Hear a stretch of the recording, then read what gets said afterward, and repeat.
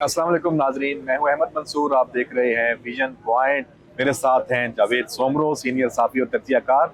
आज हम इस पॉडकास्ट में जो गुफ्तगू कर रहे हैं उसका जो बुनियादी नुक्ता ये है कि सुहेल अफरीदी वज़ीर आला खैबर पख्तूनख्वा उनकी इस्लामाबाद में कुछ गैर मामूली किस्म की सरगर्मियां हैं, वो गुज़श्ता दिनों हुई हैं, अभी भी जारी हैं। सहाफ़ियों के मुख्तलिफ जो ग्रुप्स हैं उनके साथ एक के बाद दीगरे मुलाकातें हैं। एक जो ग्रुप है उसमें जो डिफेंस कोरेस्पोंडेंट्स थे उनके साथ मुलाकात हुई थी। मैं खुद भी उसमें मौजूद था और मेरे साथ जावेद सोमरो भी उसमें मौजूद थे। जावेद सोमरो साहब दूसरी एक मुलाकात में भी जो ब्यूरो चीफ की सतह पे हुई थी उसमें भी मौजूद थे। तो इनके पास चूंकि फिर एक मुवाजने की भी सूरत हाल है कि आया दोनों मुलाकातों में एक ही बात हुई है, एजेंडा क्या है, और सुहेल अफरीदी साहब ने जो वहाँ पे दावे किए हैं, बातें की हैं, उसका थोड़ा तजिया करेंगे। जावेद सोमरो साहब बहुत शुक्रिया, हम वहाँ मौजूद थे, सवालात हमने बहुत उठाए। ठीक है, उन्होंने जवाब दिया, बड़ा हमें लगा कि अपने आप को बनाकर पेश कर रहे हैं, अपनी ब्रांडिंग भी कर रहे हैं कि बतौर एक अच्छे गुड गवर्नेंस के हवाले से कि वहाँ खैबर पख्तूनख्वा में उनके कुछ अज़ाइम अच्छे हैं, सिर्फ नेगेटिव जो उनके हवाले से अप्रोच है उस तासुर को भी दूर करने की कोशिश नजर आई है। क्या जो सवालात थे, आपको लगता है कि उनके जवाब उन्होंने जो दिए हैं वो ऐसे हैं कि उन पर मुतमिन हुआ जाए, या जो 13, 14, 15 साल से एक हुकूमत बरसर इक़्तिदार है आज भी वो दावे कर रहे हैं, अमल कुछ नहीं है? Thank you very much Ahmad sahab. आपने जैसे अपने ओपनिंग रिमार्क्स में कहा कि दो मीटिंग्स हुई थी, एक डिफेंस जर्नलिस्ट की, दूसरी ब्यूरो चीफ की, दोनों में बिल्कुल मौजूद था। अहम मुलाकात थी वो डिफेंस जर्नलिस्ट वाली थी, क्योंकि जितने सवालात बतौर डिफेंस जर्नलिस्ट आपने, मैंने और हमारे बाकी दोस्तों ने किए थे वो बड़े इसलिए अहम थे कि क्योंकि सूरत हाल इस वक्त जितनी भी देखी जाए सिक्योरिटी की, वो सारी की सारी KPK के अंदर है।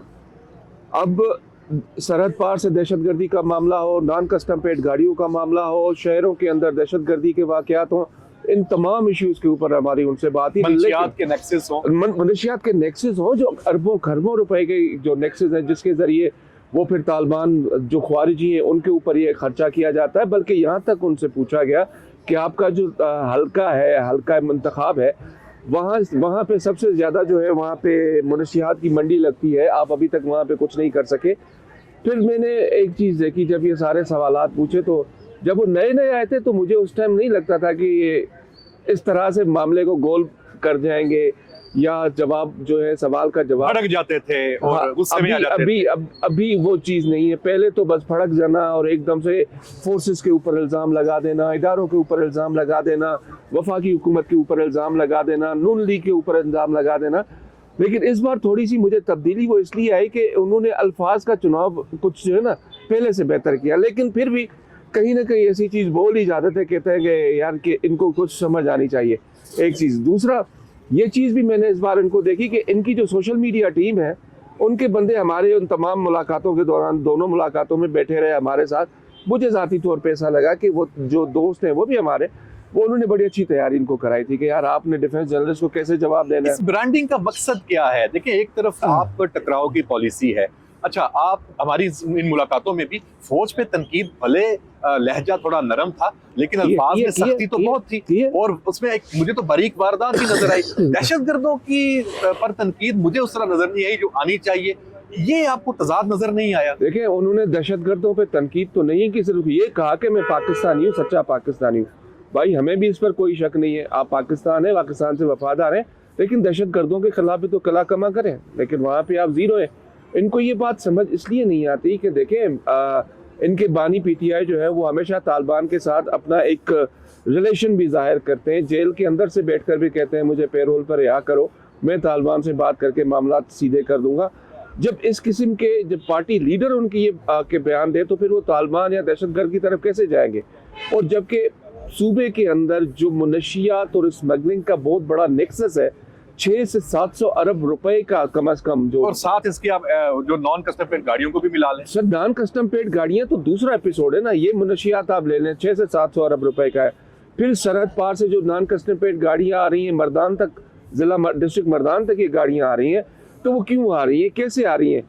और जनाब मौसूफ इल्ज़ाम लगा रहे थे कि जी वहाँ जिनकी ड्यूटीज़ है वहाँ पे उनको आप चेक करें। भाई उनका एक निज़ाम है, वो उस निज़ाम से हट के नहीं चलते, उनको एक गाइडलाइन दी जाती है, वो उससे आगे और सूबे में जो 100-150-200 किलोमीटर का सफर तय किया करके आती है आपकी, वहाँ पे जो गवर्नेंस है, आपकी पुलिस, आपकी डिस्ट्रिक्ट एक्साइज का महकमा आपका है, लोकल गवर्नमेंट, आपकी एक्साइज, आपकी जो बाकी इदारे हैं क्या करते हैं? क्या वो उनको बगैर दूर से सलाम करके जाने देते हैं? अगर ये इल्ज़ाम लगाया जाए, लेकिन हमने उनसे ये बात फिर भी पूछी कि आप क्यों कह रहे हैं कि जी उनको चेक करें जिनके पास वहाँ पे ड्यूटी है, वो तो इस तरह से नहीं छोड़ते। फोर्सेस की तरफ से जितनी भी अफगान जो है हमारी सरहद है, वहाँ पे उन्होंने बाकायदा तौर पर बाड़ लगाई हुई है और इतनी सख्त सिक्योरिटी होती है कि अगर वो 10 किलोमीटर दूर से भी कोई बंदा वो बाढ़ क्रॉस करना चाहे, वो उसको वहाँ पे पिन पॉइंट कर लेते हैं।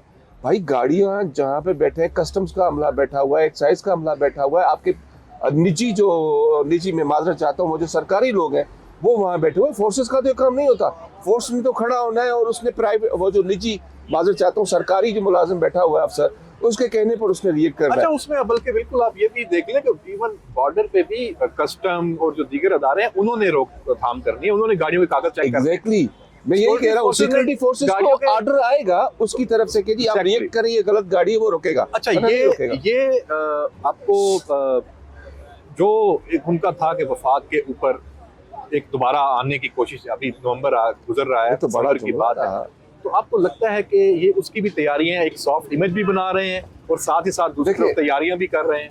सिंपल सी चीज है, जिन दोस्तों ने उनको मशवरा दिया कि जी आप मीडिया के साथ इंटरेक्ट करें, मेरे ख्याल से उनका मशवरा उनको माना है उन्होंने, अच्छी बात है, वो इंटरेक्ट किया है, हमें भी कुछ समझ आए कि अब ज़हनी तौर पे ये क्या सोच रहे हैं। इससे पहले ये चीज़ नहीं आई थी सामने, जो अभी आपने सवाल किया कि हम अली अमीन गंडापुर की तरह ना सही, लेकिन हम इस्लामाबाद की तरह चढ़ाई करेंगे, ये वहीं पर पता लगा कि जी हम आ रहे हैं। इसके अलावा अब ये सारी चीज़ें उसी की तरफ होगी कि इस्लामाबाद आएगी, भाई आपका एक ही एजेंडा है, बानी पीटीआई को जेल से जा कराना, तो भाई आप जाके कराए ना, अदालतों से क्यों नहीं करा रहे? अच्छा, अदालतों में आप पेश होते हैं, आपके पास आर्ग्यूमेंट्स नहीं होते, अदालतों में आप पेश होते हैं, आप जजेस के आर्ग्यूमेंट्स का या जजेस के क्वेश्चन का, आपके वकला सवालों का जवाब नहीं दे सकते, तो ऐसी सूरत में आप बेशक यहाँ पर आकर करें। यहाँ देखिए, हमें अब जब हम बात करते हैं कि जी पीटीआई की हुकूमत या आपने क्या किया, तो हम सिर्फ इनके 40 दिन की तो बात नहीं करते ना। सेहत का वहाँ पे जो सहूलियात की फराहमी है, तालीम का जो वहाँ पे सूरत हाल है, सड़कों की अगर बात कर लें, फिर आपने ये सीटीडी को स्ट्रेंथन करना है दहशतगर्दी के खिलाफ, आप कह रहे हैं हम अभी करेंगे, मैंने ऑर्डर दे दिया है, हम ये कानून साजी करने जा रहे हैं। ये 13 साल 14 साल गुजार दिए, उसका हिसाब कौन करेगा? वो तहरीक इंसाफ से नहीं पूछेगा तो मैंने एक सवाल किया था, अगर आपको याद हो, मैंने उनसे सवाल किया कि जी देखें मुजफ्फर असलम साहब, आप चूंकि इल्ज़ाम लगाते हैं दूसरों के ऊपर कि जी बाहर से लोगों को बुलाकर आप वजीर खजाना बनाते हैं, तो मैंने ये सवाल किया, भाई आप ये बताएं कि आपके पास मुजम्मिल असलम साहब क्यों बैठे हुए हैं बतौर मुशीर खजाना? क्या पूरे सूबे की सूबाई असम्बली में कोई काबिल वजीर नहीं है? तो जनाब मौसूफ मुझे कहते हैं कि जनाब मैं खुद एमफिल किया हुआ है इकोनॉमिक्स के अंदर, मैं भी ये काम कर सकता हूँ, लेकिन वो बहुत अच्छे हैं। भाई इसका मतलब आप मानते हैं कि आपके हाथों में, अच्छा ये अच्छे हैं और आईजी जो पी हैं वहाँ के वो अच्छे नहीं हैं, उनको कहते तब्दील करें। वो सियासी, वहाँ पे जहाँ पे एक प्रोफेशनल बंदा होना चाहिए जो इस वक्त जरूरत है, वो आप कहते हैं कि वो सिर्फ सूबे से ही हो तो वो हो, सियासी पोस्टिंग चाहते हैं। तो दो सियासी पोस्टिंग, चीफ सेक्रेटरी की और आईजी की, वो इसलिए चाहते हैं, उनका मौक़िफ़ है कि जी क्योंकि डेमोग्राफिक सिचुएशन उनको पता होती है। भाई एक जो फोर्सेस का सरफरा होता है ना, वो बाकी 3 सूबों में भी कहीं ना कहीं से भोग के आता है और उसको अंदाज़ा होता है कि मैं जो चीज़ें पढ़ कर आते हैं और उनको फील्ड का तजुर्बा होता है, उनको हर चीज़ का मालूम होता है। आप सिर्फ ये चाहते हैं कि जी मेरी मर्जी का बंदा लगे, मैं उससे जो मर्जी करा सकूँ, कि अपने इलाके के अंदर चर्च का कारोबार बंद ना कराऊँ, इस CTD के लोगों को कामयाब ना करने दूँ। और दूसरी एक चीज़ और बात आपके बात पे कि 15 साल के बाद इनको समझ आई कि CTD के एहलकारों को, पुलिस के एहलकार को, जो शोधा है उनको पंजाब की तरह, जो उन्होंने पंजाब ने एक बहुत बड़ा निजाम रखा हुआ है, पैकेज शोधा पैकेज रखा हुआ है, अभी आप जाके कर रहे हैं। इससे पहले आप सोए हुए थे, इससे पहले आपके पास लोग नहीं थे सूबा असेंबली के अंदर जो आपको इसकी निशानदेही करते। बस मेरी नज़र में ये मीटिंग जो थी सिर्फ गुफ्तन नशस्तन और बर्खास्तन वाली बात थी कि उन्होंने कहा ठीक है जी मैंने एक रिएक्शन करना है, और शायद उनका मकसद भी यही था कि मैं जज कर सकूँगा कौन सा जर्नलिस्ट कितने हिसाब से सोचता है। और ये मैं आपको बात बता दूं कि इनके पास इस मीटिंग, 2 मीटिंग्स मैंने अटेंड की, आपने एक की, मुझे नहीं लगा कि इनके पास कोई विजन है, मुझे कुछ नहीं लगा कि इनके पास कोई सूबे की बेहतरी के लिए कुछ है। इनको अभी भी वही बात है कि मैंने अपने बानी पीटीआई चेयरमैन को रिहा करवाना है और उसके लिए मैं तगोदो करूंगा सूबे के लिए, बेहतरी के लिए। ये कारकर्दगी नहीं, बयानात के जरिए हुकूमत करना चाहते हैं, दावों के जरिए ये सियासत करना चाहते हैं, और यही सबसे बड़ी जो एक नाकामी की वजह है, जो बैड गवर्नेंस की वजह है, वो पीटीआई को और इनकी जो लीडरशिप है इनको समझ नहीं आ रही। और सुहेल अफरीदी भी उसी रवश पे चल निकले हैं जो इनके पेशरो अली मीन गंडापुर और बाकी करते आए हैं। तो देखते हैं कि खैबर पख्तूनख्वा के अवाम इस हवाले से ये सवाल कब उठाते हैं। इजाज़त दीजिए, अल्लाह हाफिज।